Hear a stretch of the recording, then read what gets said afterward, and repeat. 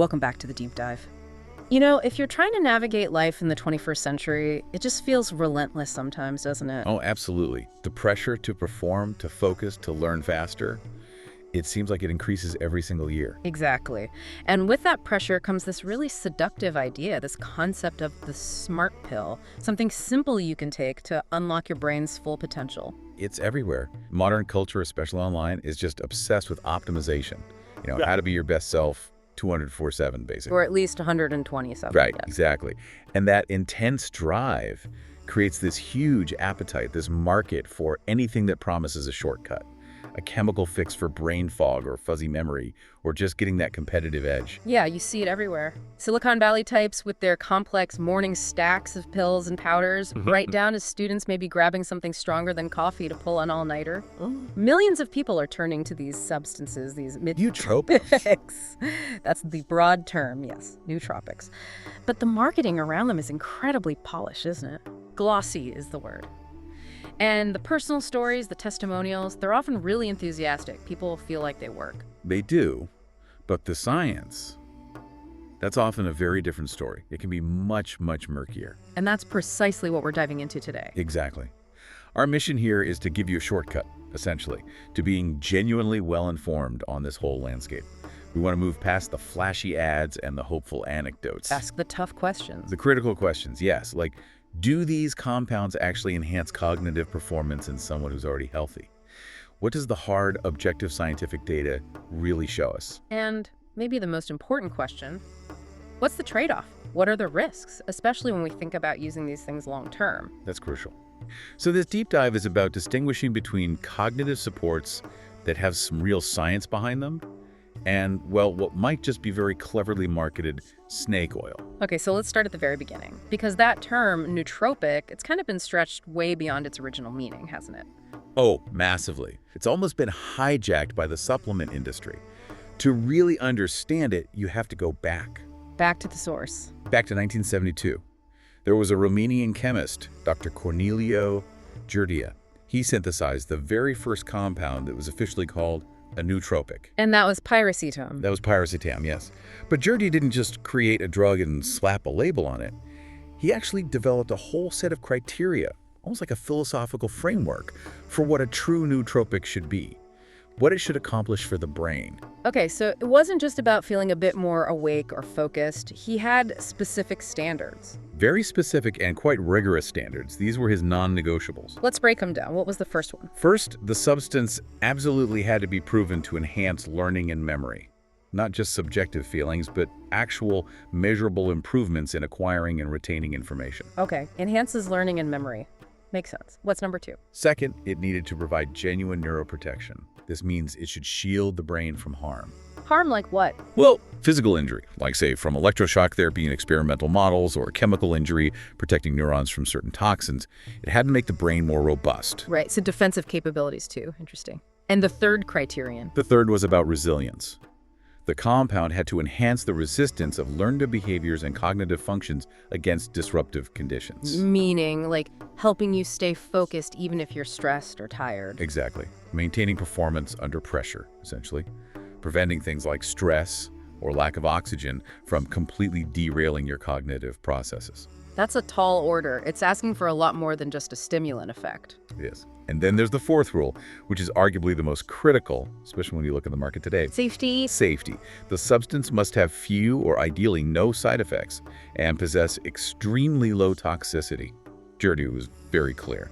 A true nootropic should enhance cognition without significant drawbacks. So if something makes you focus, but also gives you anxiety or makes your heart race, it fails the test. According to Gerdia's original definition, it's not a true nootropic. It might be a stimulant or something else, but it doesn't meet that crucial safety and side effect profile. And that immediately rules out a lot of things people call nootropics today, like some prescription drugs used off-label. Absolutely. Things like Adderall or Modafinil, while they can enhance alertness or focus for some, come with significant side effect profiles and risks. They wouldn't fit Gerdia's vision. But as you said, the market didn't really stick to these strict rules. That definition just exploded outward. It really did. And that's where all the confusion comes from for consumers. You now have this massive, confusing umbrella category where almost anything that might affect the brain gets labeled a nootropic. So, under this big umbrella, what are the main types of things we find? It's a really diverse mix. You've got, first, the synthetic compounds. These are often based on that original chemistry, like the Racetam family, Piracetam itself, and Racettam, Oxiracetam, and others. Their actual effectiveness in healthy people is, well, we'll get into that, but it's debatable. Okay, synthetics like the Racetams, then what? Then you have the natural supplements. These are often herbal extracts with long histories in traditional medicine. Think things like Bacopa Monnieri, Ginkgo biloba, Rhodiola rosea. These often work quite differently, maybe more slowly, focusing on neuroprotection or stress adaptation. And then the everyday stuff, right? The things we probably don't even think of as nootropics sometimes. Exactly. The common stimulants. Caffeine is the obvious one, found in coffee, tea, energy drinks. And often you see it combined with L-Theanine, which comes from tea as well. Yeah. People stack these with other things or use them on their own. So caffeine L-Theanine is a popular combo. Very popular, yes. And then finally, you have the category with the highest potential risk, the off-label prescription medications. These are the ones actually developed for medical conditions. Correct. Drugs like Modafinil, which is for narcolepsy or severe sleep apnea, or methylphenidate-based drugs like Ritalin or Concerta, prescribed for ADHD. These are potent, controlled substances. But healthy people use them hoping for a cognitive boost. Widely. In academia, in high-pressure jobs. It's common. But they were never intended for that purpose, and they carry significant risks. The problem for you, as a consumer, is that a gentle herb like Bacopa gets marketed right alongside a powerful drug like Modafinil, both just called Nootropics. It's incredibly misleading. Yeah, that lack of distinction is a huge issue. So to really understand the potential benefits and, more importantly, the risks, we need to understand how these different things are supposed to work. The mechanisms aren't all the same. Not at all, and that's absolutely key. This isn't a single class of drugs with one way of working. The mechanisms are incredibly varied. Like caffeine, for instance. That's a pretty straightforward stimulant effect. Relatively straightforward, yes. Caffeine is a central nervous system stimulant. Its main action is blocking adenosine receptors in the brain. Adenosine, that's the thing that makes you feel sleepy. Exactly. It builds up the longer you're awake, signaling fatigue. Caffeine basically jams that signal. It doesn't necessarily make your brain work better, it just stops it from feeling tired. It masks fatigue. Okay, so that's different from what Georgia seemed to be aiming for with Piracetam. He was talking about learning and memory. Right. The original nootropics, particularly the Racetams, were thought to work differently. Many are believed to influence the cholinergic system. Which relies on acetylcholine. Precisely. Acetylcholine is a crucial neurotransmitter for things like attention, memory formation, and synaptic plasticity. That's the brain's ability to strengthen connections between neurons, which is the physical basis of learning. So the idea was if you boost or modulate acetylcholine activity, You might directly support the machinery of learning and memory, rather than just overriding tiredness. Some Racetams are thought to make acetylcholine receptors more sensitive, for example. Okay, so that's one major pathway. What else? We mentioned the natural compounds. Many of those, especially herbs like Bacopa, seem to work through different, often slower mechanisms. A big one is antioxidant properties. Protecting the brain cells from damage. Exactly. Oxidative stress is a natural byproduct of metabolism, and it can damage cells over time. Compounds with antioxidant effects can help neutralize these damaging molecules, basically helping to maintain the long-term health and integrity of the brain's hardware, protecting it so it can function well. So that's more about preservation than immediate enhancement. Often, yes, though some, like Bacopa, are also thought to potentially promote the growth of neuronal connections over time, as we'll discuss. Then you also have substances that modulate other key neurotransmitters. Things like dopamine, which is critical for motivation, focus, and reward. Like modafinil affecting dopamine. Yes, that's part of this mechanism. Or glutamate, which is the brain's main excitatory neurotransmitter, essential for synaptic plasticity, but also potentially toxic in excess. Some compounds might fine-tune glutamate signaling. So the big takeaway here is it's complicated. There's no single nootropic effect. Absolutely not. The effect, the benefits, the risks, they are all highly specific to the individual compound and its particular mechanism of action. You absolutely cannot assume that what applies to caffeine also applies to Piracetam or Bacopa or Modafinil. They're playing different games inside your brain. All right, so we've mapped out the messy landscape. Now comes the critical part. the reality check. You go online, you read forums, you see the ads. There's just tons of anecdotal evidence, right? People saying, this changed my life, I'm so much sharper. Oh, the anecdotes are plentiful. Yeah. Glowing reviews, detailed accounts of enhanced focus, productivity breakthroughs. You can find support for almost any compound if you look at user reports. But when we shift from those personal experiences, which are totally valid as experiences, to rigorous, controlled scientific studies, what does the picture look like then? Largely disappointing, unfortunately. Yeah. When you systematically review the high-quality clinical literature, the studies designed to eliminate bias and placebo effects, the core finding for most of these substances is pretty stark. The evidence supporting significant, measurable cognitive enhancement in healthy, well-rested adults is generally weak, often contradictory, and sometimes completely absent for the vast majority of products marketed as nootropics. Wow. So, a big gap between the hype and the data. A very significant gap. Why is the research so weak then? Is it just that nobody's funding good studies on supplements? We always hear about the gold standard, randomized, placebo-controlled trials, or RCTs. It's a mix of factors. Conducting large, long-term, high-quality RCTs is expensive and complex. But even the studies that do get published often suffer from serious limitations. Like what kind of flaws? Well, a really common one is small sample sizes. You'll see studies with maybe 20, 30, or 40 participants. With such small groups, it's very hard to get statistically reliable results. A apparent effect could just be a fluke or specific to that small, non-representative group. Okay, small groups are unreliable. What else? Short durations. Many trials only last for a few weeks, maybe a couple of months. But some of these things, especially the natural ones, are supposed to work slowly, right? Exactly. If a compound is meant to work by protecting neurons or promoting structural changes, you're simply not going to see a measurable effect in just 4 or 6 weeks.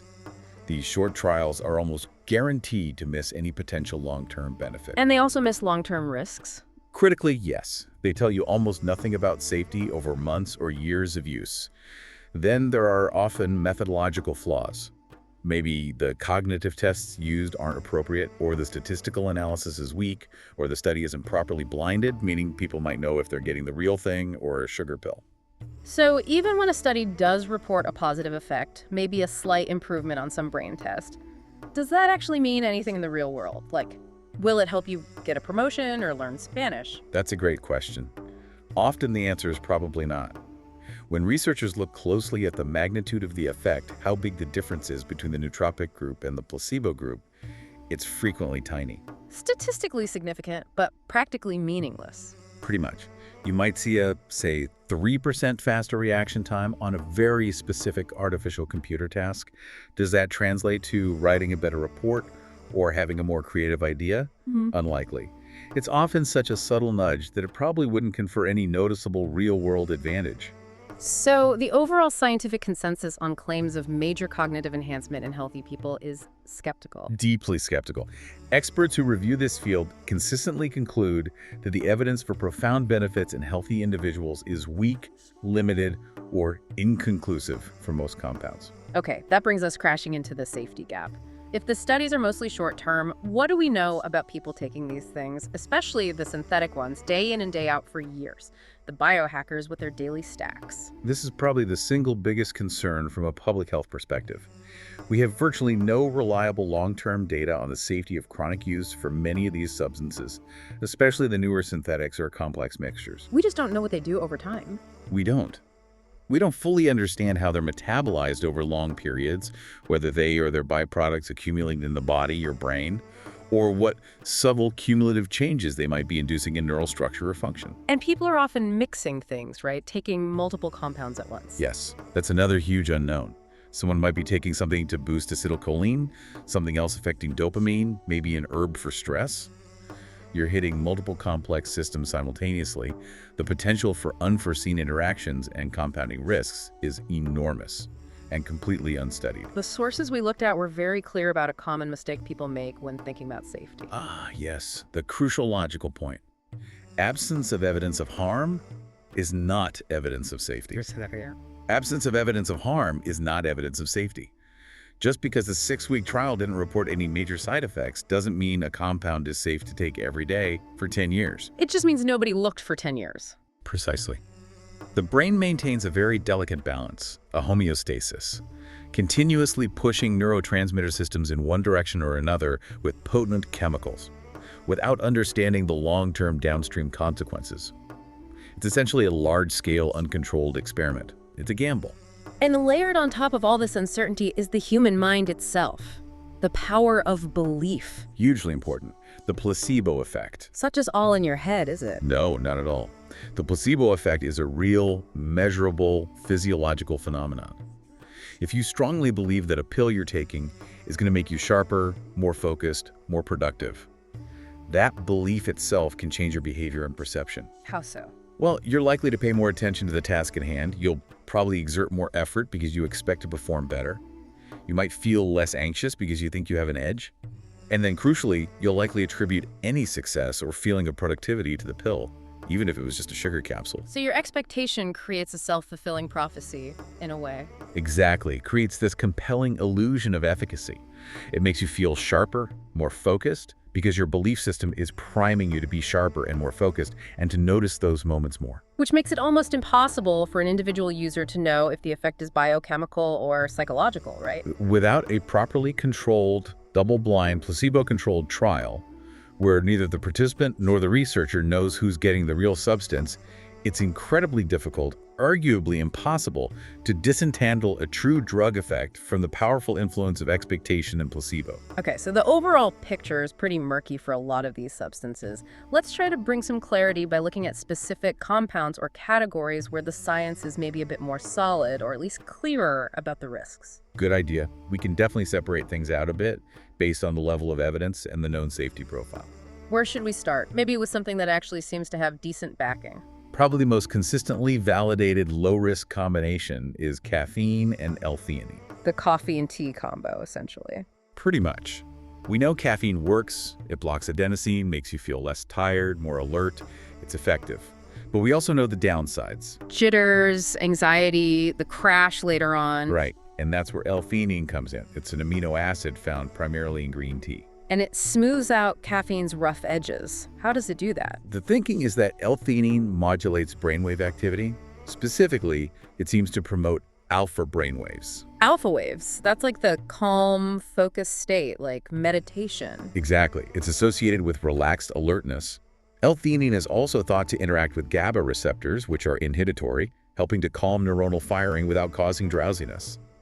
So you get the alertness boost from the caffeine, but the L-Theanine tempers the anxiety and jitters, resulting in a cleaner, more sustained focus. That's the reported effect, and the research generally supports this synergy. It provides focused energy without many of caffeine's usual negative side effects. It's probably the most reliable and safest stack out there. Okay, caffeine and L-Theanine. Relatively safe, modest benefit for focused energy. Got it. Now, what about something that surprised me a bit in the research, creatine? I always associate that with building muscle. It's a common association. But the evidence for creatine's cognitive benefits is actually quite robust, and it makes perfect sense when you understand the brain's energy needs. You mentioned the brain being an energy hog earlier. A massive energy hog. Uses about 20% of your body's total energy, despite being only 2% of its weight. Now, creatine's role in muscles is to help regenerate ATP, the cellular energy currency, during intense activity. And it does something similar in the brain. Exactly the same principle. The brain stores energy in the form of phosphocreatine. During mentally demanding tasks, complex problem solving, learning new information, intense focused neurons burn through their readily available ATP very quickly. They run out of juice locally. Right. The phosphocreatine acts like an immediate energy buffer, rapidly donating its phosphate group to regenerate ATP right where it's needed, keeping those high-energy neural processes running smoothly without faltering. So supplementing with creatine boosts this brain energy reserve. That's the mechanism. It increases the brain's pool of phosphocreatine. And the research shows this can translate into real cognitive benefits. Like what specifically? Improvements in short-term memory and reasoning abilities, especially under demanding conditions like sleep deprivation, or in populations where energy metabolism might be less efficient, like older adults. Studies in people aged 66, 76, for instance, showed noticeable improvements.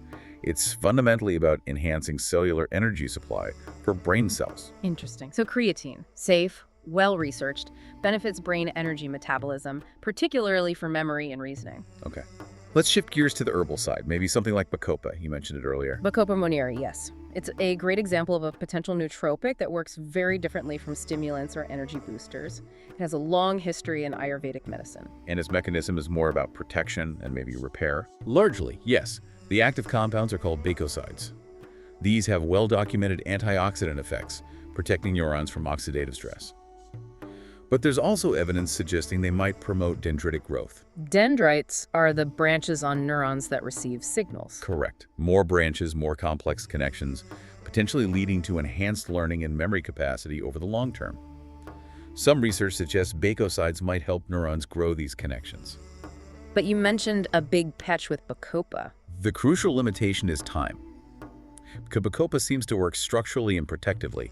Its effects are absolutely not immediate. You won't feel anything if you take it today expecting a boost for an exam tomorrow. So it requires patience and consistency. Exactly. The clinical trials that show benefits, typically improvements in memory retention and recall speed, consistently involve daily supplementation for at least 8 to 12 weeks, sometimes longer. So it's a long-term investment in brain health, not a quick fix for focus. Precisely. Think of it more like nurturing the garden than flipping a switch. Okay, that makes sense. Now, let's venture into the high-risk territory. The prescription drugs used off-label and the original synthetics. Let's start with modafinil. Huge buzz around that one. Modafinil, and its sibling armodafinil, is definitely prominent in these discussions. It's a prescription medication approved for treating narcolepsy, shift work, sleep disorder, and excessive daytime sleepiness from sleep apnea. So its primary job is promoting wakefulness. Extreme wakefulness. And it's very effective at that, particularly in people who are genuinely sleep deprived. Its mechanisms are complex, involving dopamine reuptake inhibition, histamine, norepinephrine. It hits several alertness pathways. But what about for someone who's healthy and well-rested? Does it actually make them smarter? That's where the evidence gets much fuzzier. While it certainly enhances alertness and might improve performance on long, tedious tasks simply by preventing fatigue, the evidence that it significantly boosts higher-order cognitive functions like creativity, fluid intelligence, or complex problem-solving in non-sleep-deprived healthy individuals is pretty mixed and often quite modest. So the benefits for healthy users might be overstated. Potentially, yes. And crucially, it comes with a significant risk profile. It's a controlled substance for a reason. There's potential for dependence. Side effects can include anxiety, insomnia, headaches, nausea. And potentially more serious things. Yes, although rarer, there are risks of serious cardiovascular issues or severe skin reactions like Stevens-Johnson syndrome. For a healthy person just looking for an edge, the risk-benefit calculation for off-label modafinil use is definitely questionable. Okay, high risk, uncertain cognitive benefit beyond wakefulness for the healthy user. What about the Racetams? Piracetam and Racetams, the ones that started it all. Why isn't the evidence stronger for them in healthy folks? It's a fascinating case, isn't it? The original nootropics. The theory was promising modulating acetylcholine, maybe improving communication between the brain hemispheres. But in practice? In practice, the results in healthy humans have been largely underwhelming and inconsistent. There are several possible reasons. One is bioavailability. How much of the drug actually gets absorbed and crosses the blood-brain barrier can be quite variable and sometimes low. So it might not even be reaching the target effectively. Possibly. Another issue is translating effects seen in animal models, often under conditions of induced brain injury or stress, to a healthy, normally functioning human brain. It's a big leap. And the human studies themselves. Many lack rigor, or the positive findings haven't been reliably replicated in large, well-designed RCTs. For every user who reports a benefit, you'll find many others who say they took piracetam or aniracetam consistently and noticed absolutely nothing. So the original class, mostly theoretical promise that hasn't panned out robustly in healthy people. That seems to be the general consensus in the scientific community reviewing the evidence. There just isn't strong, consistent proof of significant cognitive enhancement for most healthy individuals. So pulling this section together, there's a real spectrum of risk and evidence. Absolutely. You've got things like caffeine L-Theanine and creatine at one end, generally safe, well-researched, offering modest specific benefits. Then you have things like Bacopa, likely safe, requires long-term use for potential protective or structural benefits. And at the other end, you have the prescription drugs like modafinil and the less proven synthetics like many Racetams. Here, the potential benefits for healthy users are often uncertain or minimal, while the risks, including side effects impacting mood, sleep, cardiovascular health, and the complete unknown of long-term use are substantially higher. You're moving on to much thinner ice. Okay, this feels like a really important pivot point in the conversation. We've talked a lot about pills and powders, but the sources we reviewed strongly suggest that maybe we're looking in the wrong place for dramatic cognitive enhancement. I think that's exactly right. There's this seductive idea, maybe call it the biohacking mirage, that you can somehow shortcut your way to peak mental performance with the right chemical stack. Treating the brain like it's just a machine you can tweak with chemicals. Precisely, a kind of reductionist view. But decades of solid neuroscience tell a very different story. The most powerful, reliable, and side effect-free cognitive enhancers aren't found in a bottle. They're found in how we live. Absolutely. There are fundamental lifestyle pillars that have vastly more impact on your day-to-day cognitive function and long-term brain health than pretty much any supplement you can buy. Ignoring these basics while chasing a 2% boost from a pill is, well, it's missing the forest for the trees. So let's break down these pillars. What's the undisputed heavyweight champion of cognitive function? Without a doubt, sleep.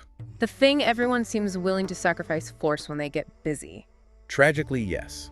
People see sleep as passive downtime, wasted hours. But neurologically, it's incredibly active and absolutely critical. What's actually happening when we sleep that's so important for our brains? Two major things, among others. First, memory consolidation. During deep sleep stages, the brain is busy transferring information learned during the day from the temporary storage in the hippocampus to more permanent storage in the cortex. It's literally filing away your memories.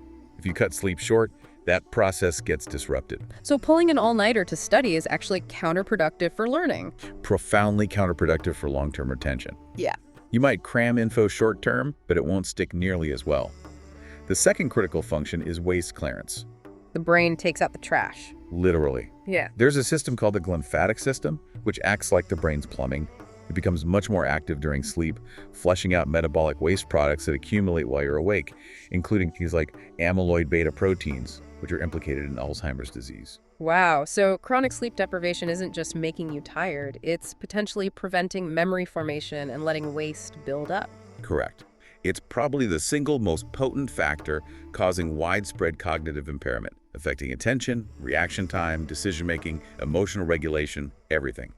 No nootropic can come close to replicating the restorative power of sufficient, high-quality sleep. Okay, pillar 1, non-negotiable sleep. What's next? Fueling the machine.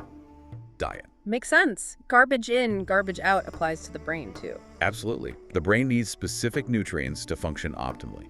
We talked about its high energy demands. It also needs the right building blocks and protective compounds. What kind of things are crucial? Omega-3 fatty acids, particularly DHA, are vital. They are literally structural components of neuron cell membranes affecting fluidity and signaling.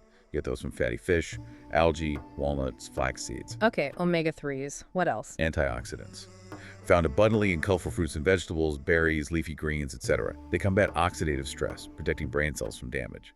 And B vitamins are critical. They act as essential helpers or cofactors in synthesizing neurotransmitters like dopamine and serotonin. And on the flip side, what should we avoid? What actively harms cognitive function through diet? The big culprits are highly processed foods, excessive refined sugars, and unhealthy fats like trans fats or excessive omega-6s from processed vegetable oils. These promote inflammation throughout the body, including the brain. Inflammation is bad for thinking. Very bad. Chronic brain inflammation is linked to cognitive decline, mood disorders, and reduced neuroplasticity, the brain's ability to adapt and learn. So, a whole foods, nutrient-dense diet is fundamental brain fuel. Sleep. Diet. Pillar 3. Get moving. Exercise. This one seems less intuitive, maybe. How does physical activity sharpen the mind? In multiple powerful ways. First, the obvious. Exercise increases blood flow everywhere, including the brain. More blood flow means more oxygen and glucose delivery, which brain cells need to function. Better fuel delivery. Right. But the really exciting part happens at the molecular level. Exercise is arguably the most potent stimulus we know of for increasing the production of BDNF. Brain-derived neurotrophic factor. You mentioned this earlier, the miracle grow for the brain. Exactly. BDNF is a protein that acts like fertilizer for neurons. It helps existing neurons survive. It encourages the growth of new neurons, a process called neurogenesis, especially in the hippocampus, and it promotes the formation of new synapses or connections between neurons. So exercise is literally helping your brain grow and build stronger connections. That's what the science strongly suggests. It's not just clearing your head temporarily, it's structurally enhancing your brain's capacity for learning, memory, and resilience over time. Consistent aerobic exercise, in particular, has been shown to improve executive functions planning, working memory, attention control across all ages. Amazing. Sleep, diet, exercise. What's the fourth pillar? Managing the enemy within. Stress management. Stress. The constant companion of modern life. How does chronic stress sabotage our brains? Through the hormone cortisol. When you're constantly stressed, deadlines, worries, pressure your adrenal glands, release high levels of cortisol. While short bursts of cortisol can be helpful, the fight or flight response, sustained high levels are toxic to the brain. Toxic how? Specifically, prolonged high cortisol is known to damage the hippocampus, that key area for learning and memory we keep mentioning. It can actually cause the dendrites, those branches on hippocampal neurons, to shrink and retract. It can even impair the birth of new neurons there. So being chronically stressed literally shrinks parts of your memory center. That's what the research indicates. It directly impairs your ability to form new memories and retrieve old ones. The irony is that people often get stressed trying to perform better, maybe using stimulants, pushing themselves harder. While biologically undermining the very brain structures they need for that performance. Precisely. It creates a vicious cycle. This is where practices like mindfulness meditation, deep breathing exercises, yoga, or even just taking regular breaks and spending time in nature become crucial cognitive tools. They actively help lower cortisol levels, counteracting the damaging effects of chronic stress and restoring the brain's natural resilience and focus. So the big picture here is pretty clear. It really is.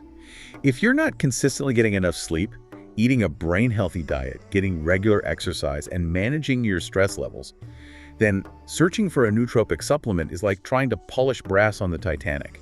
You're ignoring the foundational structure. At best, nootropics might offer a tiny marginal edge after you've already optimized these four pillars. That's the most realistic perspective.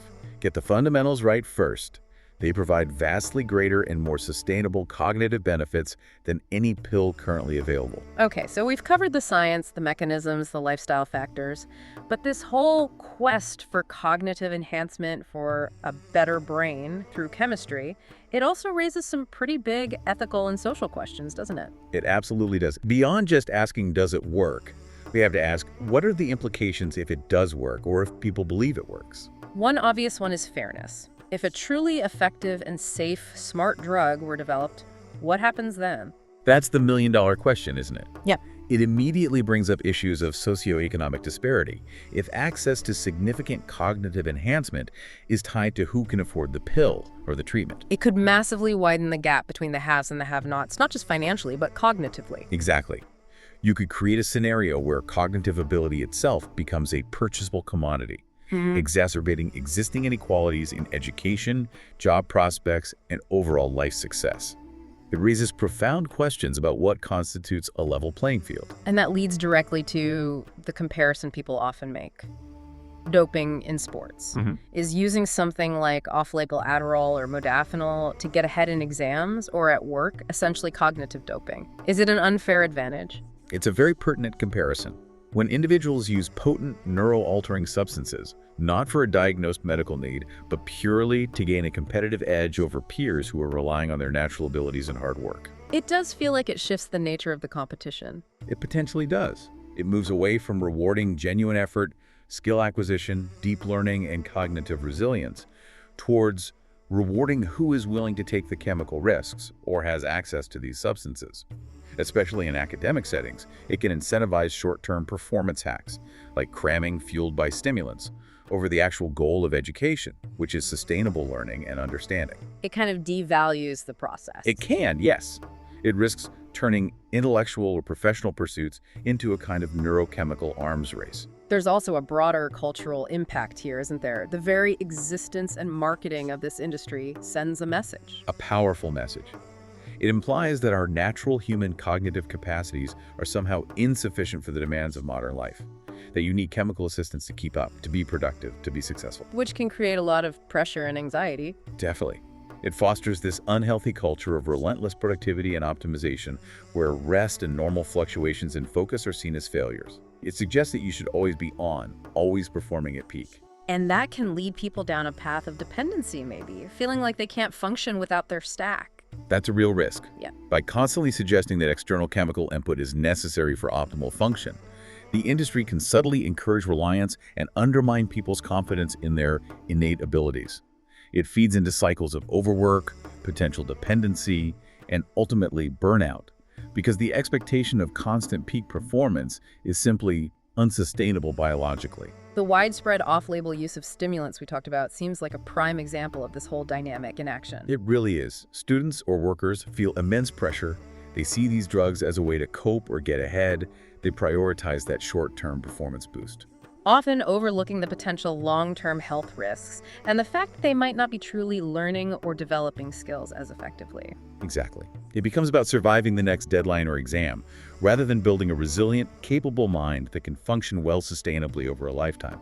The goal shifts from genuine competence to chemically assisted performance. It reflects a societal pressure that perhaps we should question, rather than just trying to chemically adapt to. #outro. All right, we've covered a lot of ground here. From the origins of the term nootropic to the complex science, the lifestyle factors, and the ethics. So for you, the listener, trying to make sense of it all, what's the bottom line? Do these things work or not? Well, as is often the case with complex topics, the simple yes-no answer is elusive. The most accurate answer is probably, it depends. Depends on the specific compound, right? Entirely. Our deep dive through the research suggests that yes, there is credible scientific evidence supporting modest, specific benefits from a very small number of generally safe compounds. Like the caffeine L-Theanine combo for that smooth, focused energy. Right. And creatine for supporting the brain's energy supply, potentially aiding short-term memory and reasoning, especially under load or in certain populations. But for the vast majority of other substances marketed as nootropics. Particularly the wide array of exotic herbal extracts, and especially the synthetic compounds like the Racetams family, the high-quality evidence for significant cognitive enhancement in healthy adults is surprisingly weak, inconsistent, or simply not there. The hype dramatically outpaces the data for most of these. So if someone is still curious and thinking about experimenting, what's the practical, actionable advice? First and foremost, do your own critical research and do it from credible sources. Don't rely on marketing websites, forums, or influencer testimonials. Look for actual scientific studies. Yes. Go to PubMed or Google Scholar. Look for systematic reviews or meta-analyses if possible. Pay attention to the study design. Was it randomized, double-blind, placebo-controlled? How many participants were there? How long did it last? Be skeptical of small, short studies. Very skeptical. Understand that a positive result in a 4-week trial with 30 people tells you very little about real-world effectiveness or long-term safety. And if you do decide to try something, start with the safest, best researched options first. Things like L-Theanine or creatine.